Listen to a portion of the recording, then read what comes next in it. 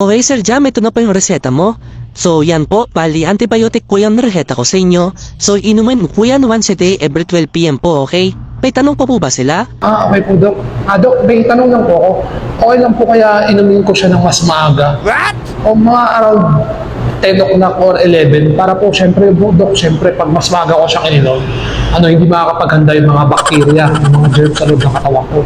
So mabibigla sila. Syempre, pag uminom ako ng mas maaga, di ba? Alam naman natin pagtulog, tapos bigla may dumating. O yan, nandiyan yung mga yung gamot, yung antibacterial, antibiotic.